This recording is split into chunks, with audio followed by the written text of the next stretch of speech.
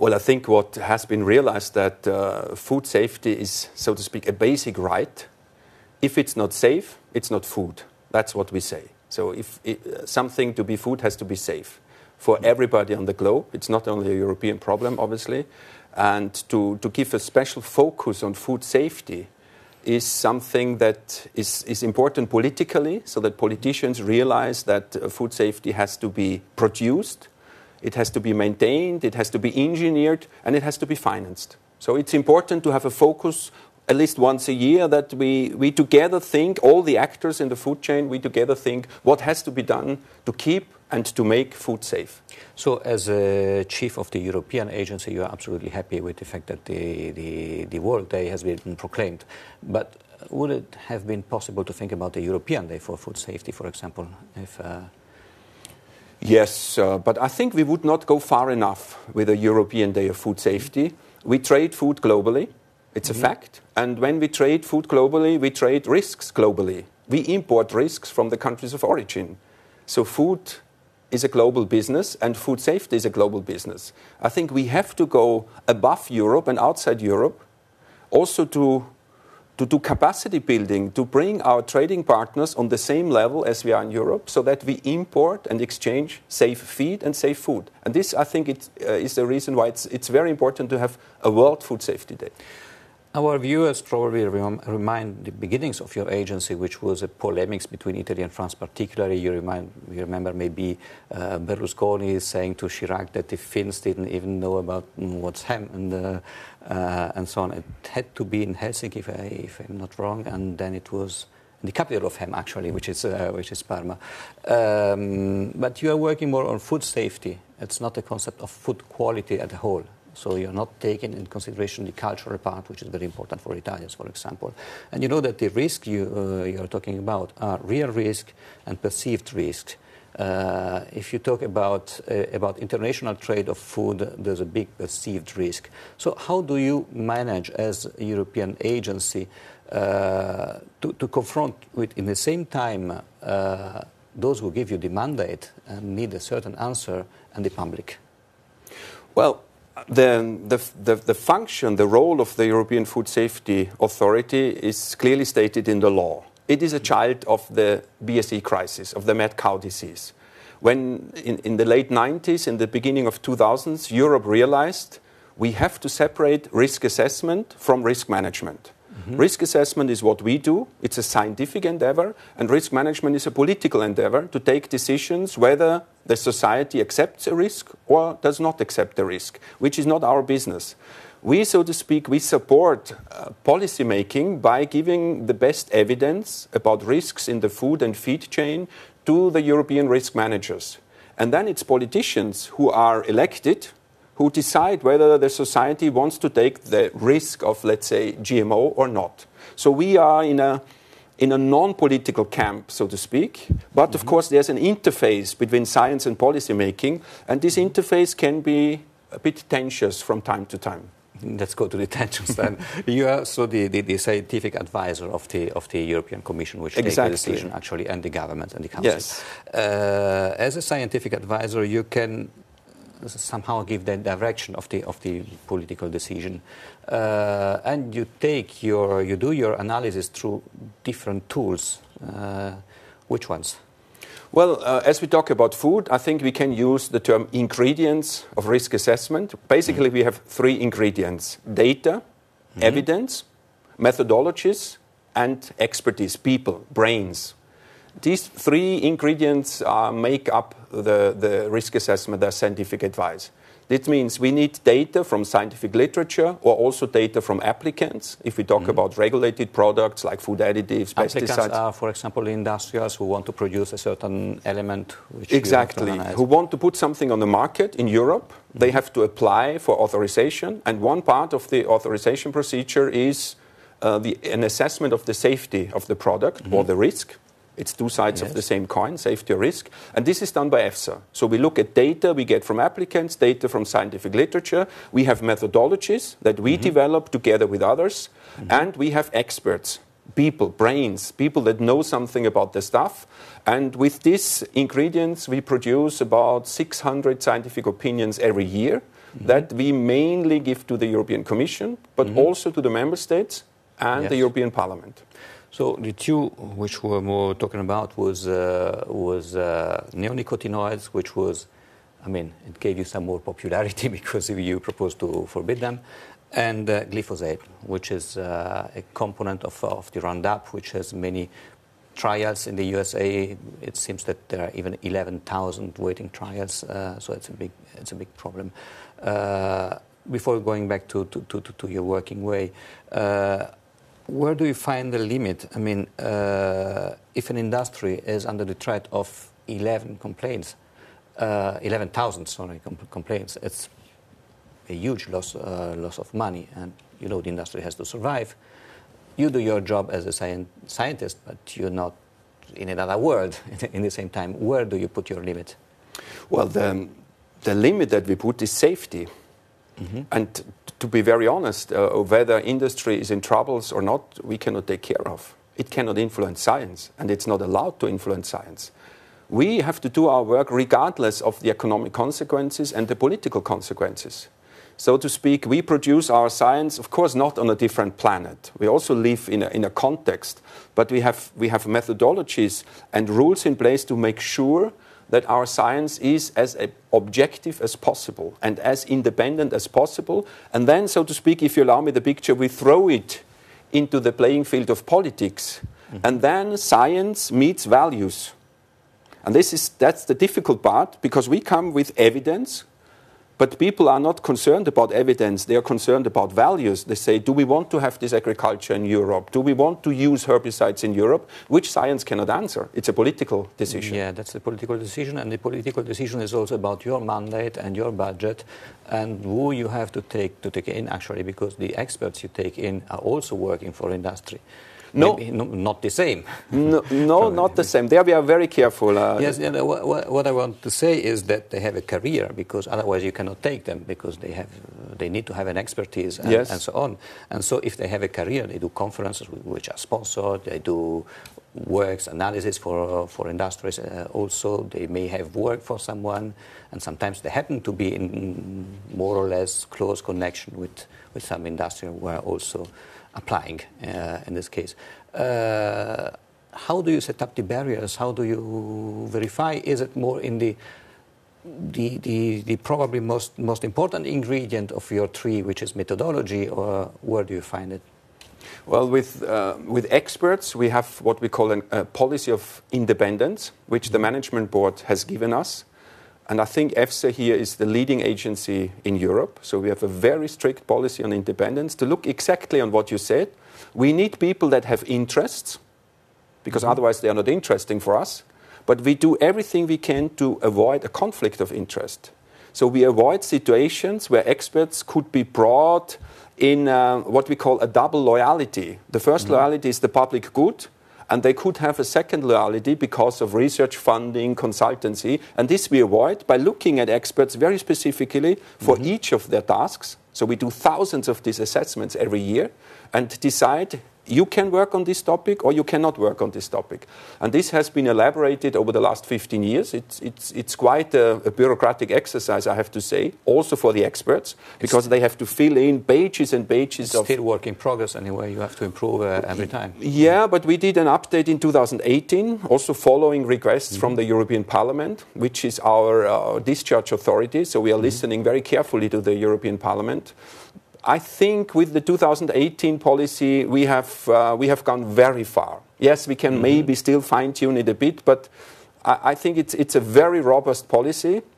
But I think it opens a question that you were hinting to in research funding in Europe.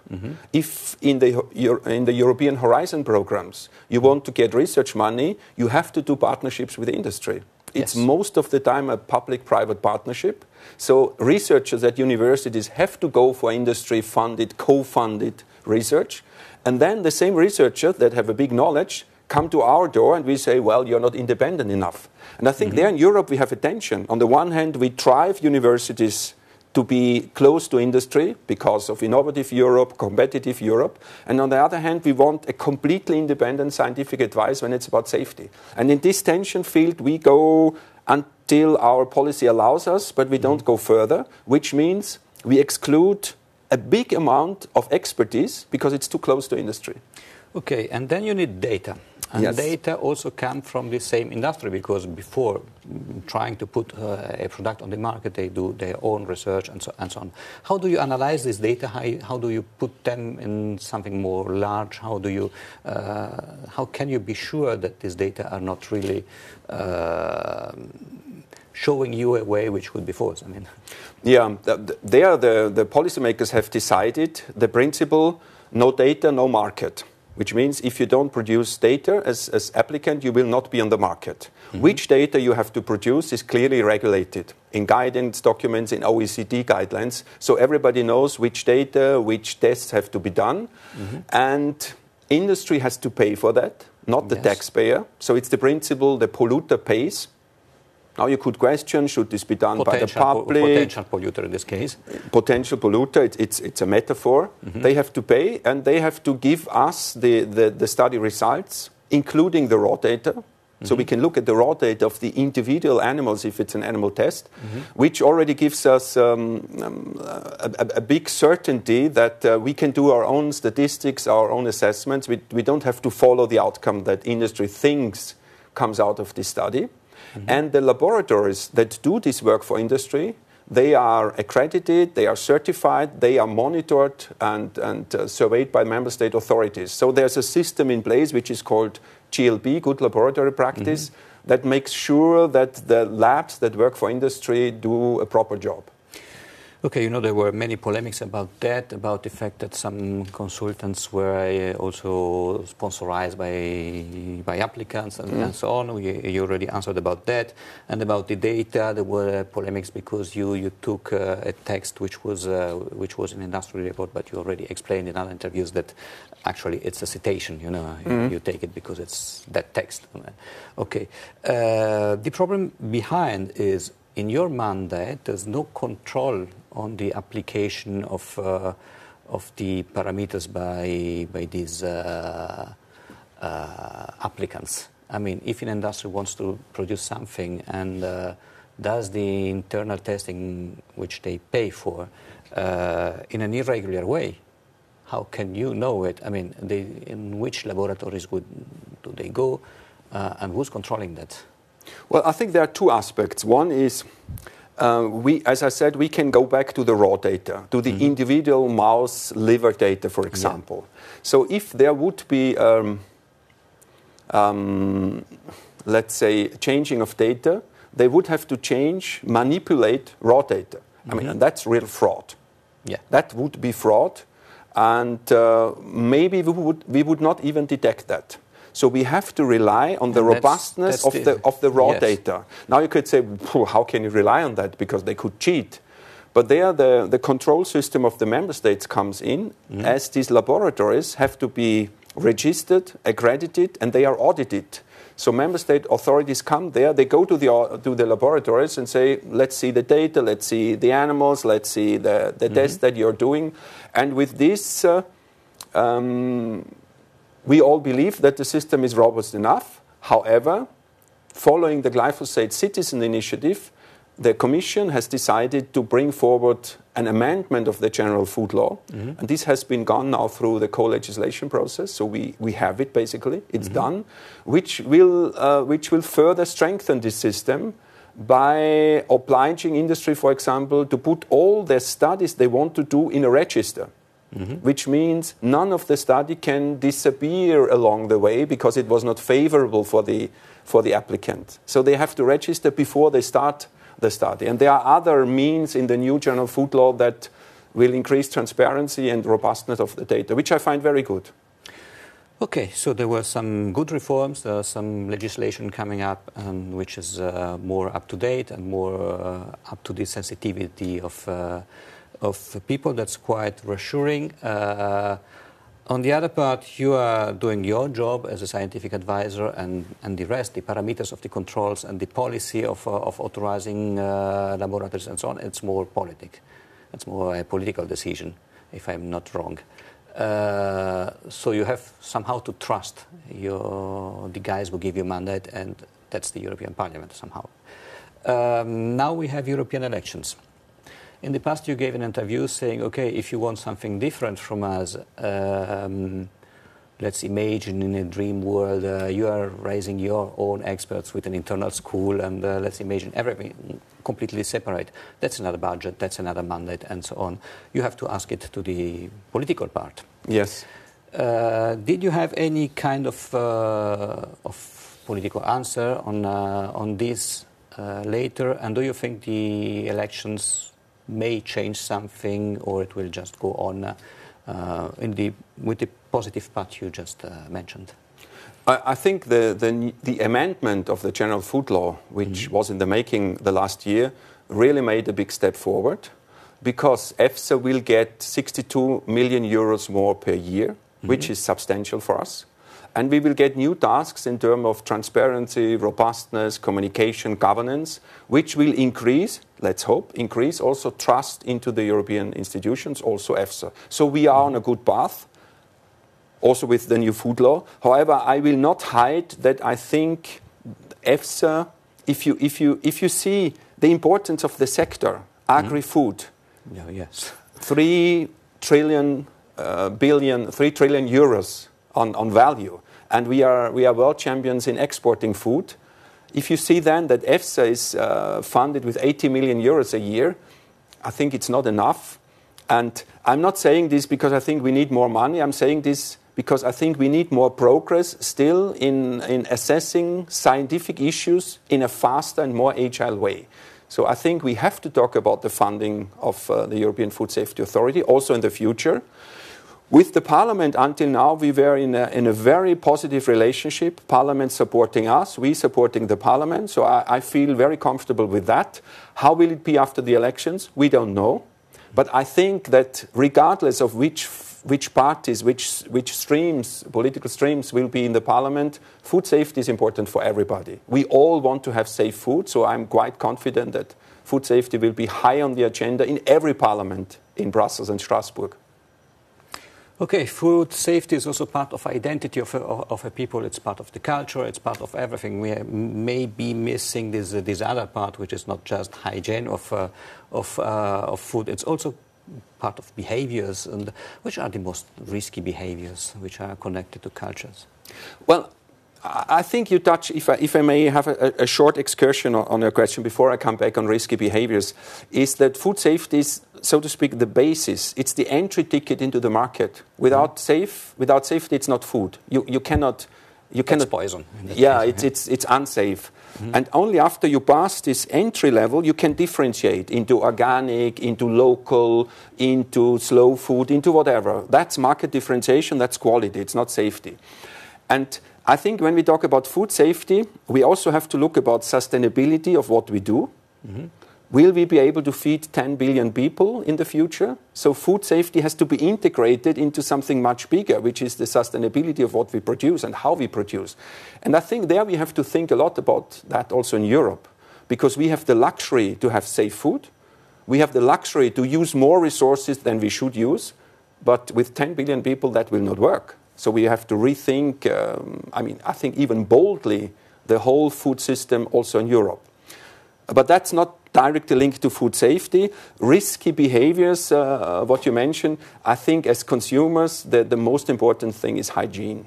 We want to avoid cross-contamination from one food to another food when we cut it and when we prepare salads. We don't want to have dripping water of chicken in our salad. That's still a big problem. That needs awareness. That would need the chef in the cooking shows to behave hygienically. So also that's something that, it's not our task, but I think it's a society task to make handling of food also in the household of the consumers a safe issue.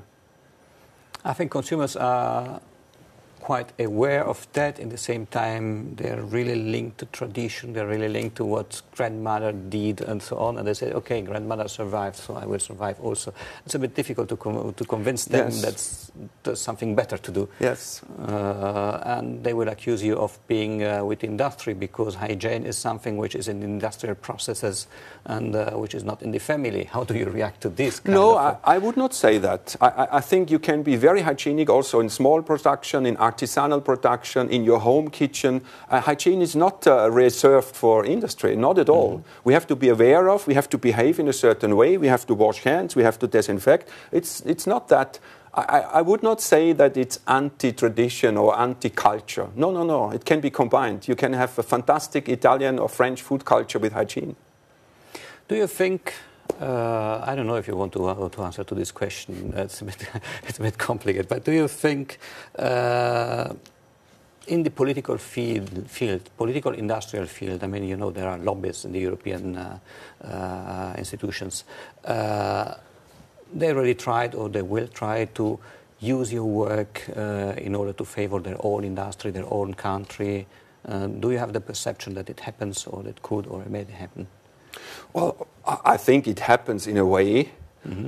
If we produce something, a scientific opinion on neonicotinoids or on other substances, that interest groups try to use it for their advantage in influencing the political process.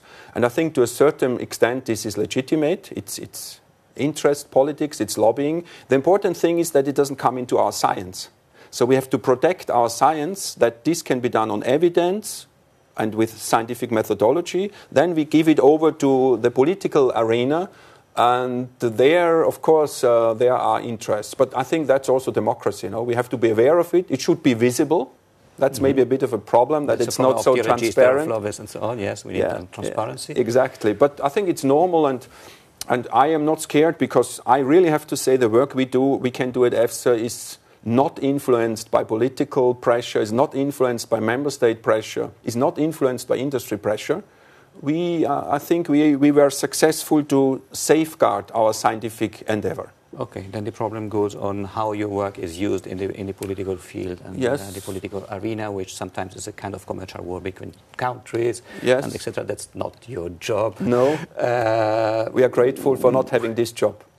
But you would like to have more budget, you would like to have more attention, and will you be asking that? Well, budget sounds a bit like, everybody wants more money. Well, you explained about the importance of this, and we understand it. It is important, but I would like to stress another factor. We need collaboration. Because EFSA is a small organization. We are 500 people. It's not a big US agency like the US FDA with 13 or 14,000 people. So we can only be successful together with the member states.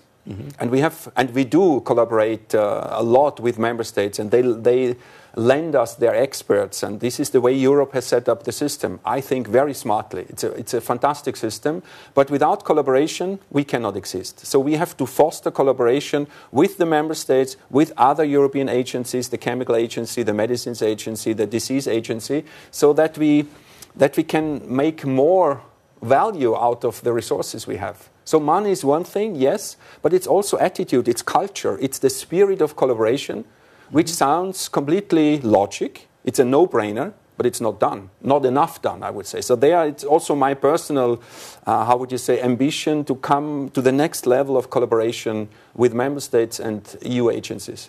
Two very rapid last questions. One, you are in Italy, you are based in Italy. Are you happy with the collaboration with Italian authorities? Yes, we feel very well in our host country, and with the Italian authorities we are in a very good collaboration. And you feel safe eating in Italian restaurants? Oh, gosh, I love to eat in Italian restaurants and to go to Italian markets. I feel safe and also very well treated.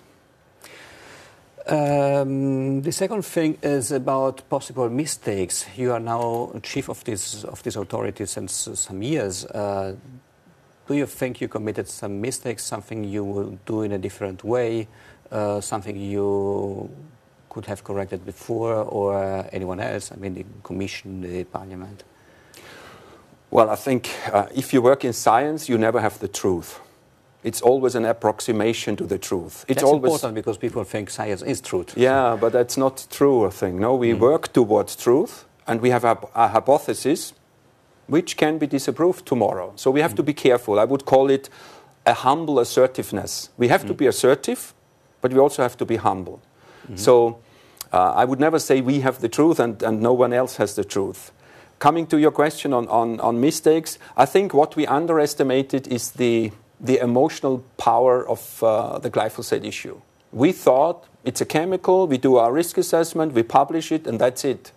But then into the glyphosate discussion, many other elements came in, the GMO question, the Monsanto questions, the big international cooperation questions, even the TTIP question came in. Do we want to have this agriculture in Europe? Yes or no? So glyphosate was becoming a proxy for much bigger discussions, and in a way we were trapped in that as a scientific organization, and that costed us quite some sweat, and I think it also costed on our reputation account. So we try to rebuild that by being open, engaged with civil society, transparency. We say, come in, look what we do, and if possible, contribute to what we do. And as you said, in 2018, a new kind of law has been approved, thanks to that. Also, that's yes. all experience. Exactly, yes. So there was a difficult time, but there was also a good outcome at the end. We are quite happy about that.